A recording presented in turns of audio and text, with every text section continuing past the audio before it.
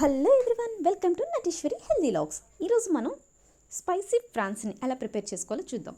So దీనికి కావాల్సిన ingredients కారం, పసుపు, సాల్ట్, పెప్పర్ పౌడర్, అలాగే జీరా పౌడర్. సో వీటిని మనం ఇప్పుడు ఫస్ట్ ఫ్రాన్స్ని వాష్ చేసి పెట్టుకొని దాంట్లో కొంచెం కావాల్సిన ఇంగ్రీడియంట్స్ అన్నిటినీ కూడా, సో నాకు కావాల్సిన క్వాంటిటీస్లో నేను వాటన్నిటిని కూడా అప్లై చేసేసుకొని వాటన్నిటిని కూడా మెల్ట్ చేస్తున్నాను.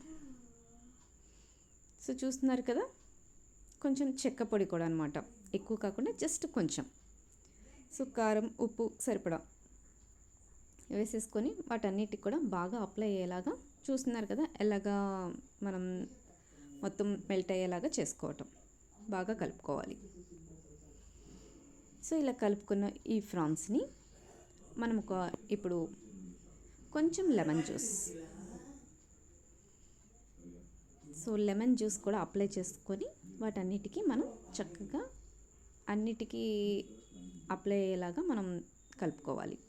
ఇప్పుడు ఒక పాన్ తీసుకొని దాంట్లో కోకోనట్ ఆయిల్, హెల్దీ ఫ్యాక్ట్ కదా, సో కోకోనట్ ఆయిల్ని మనం కొంచెం వేసుకొని ఒక 2-3 స్పూన్స్ వరకు కొంచెం వేగిన తర్వాత దీంట్లో ఇప్పుడు మనం కలుపుకున్న ఫ్రాన్స్ని మనం చక్కగా దీంట్లో ఫ్రై చేసుకుందాం. చూస్తున్నారు కదా, అలాగా అంటే దాంట్లో ఉన్న ఫ్రాన్స్లో ఉన్న వాటర్ అంతా కూడా బయటకు వచ్చేసేసి చక్కగా కుక్ అయ్యేంత వాటికి మనం ఫ్రై చేసుకోవాలి. లిటిల్ బిట్ ఆయిల్ సరిపోతుంది మనకి, హెవీగా అవసరం లేదు. సో చూస్తున్నారు కదా, ఫ్రాన్స్లో ఉన్న వాటర్ అంతా కూడా బయటకు వచ్చేస్తున్నాయి. సో అలా వచ్చేసిన తర్వాత ఫ్రాన్స్ని మనం సపరేట్ చేసుకుందాం. వీడియోలో చూపిస్తున్నట్లుగా ఒక ప్లేట్లోకి సపరేట్ చేసుకోవాలి. సో ఇలా సపరేట్ చేసుకుంటా ఇంకొక పాన్ తీసుకొని దాంట్లో ఒక 2 స్పూన్స్ నెయ్యి యాడ్ చేసుకొని,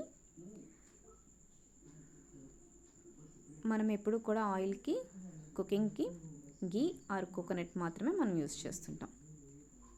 సో కొంచెం అల్లం వెల్లుల్లి పేస్ట్, కొంచెం గరం మసాలా, వీటన్నిటిని కూడా మనం విడిగా మిక్సీ జార్ పెట్టేసి ఉంచామన్నమాట.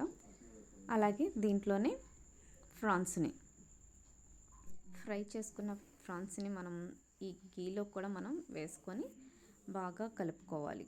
అంటే కొంచెం గోల్డెన్ బ్రౌన్ కలర్లోకి వచ్చేలాగా మనం కలుపుకుంటూ ఉండాలి.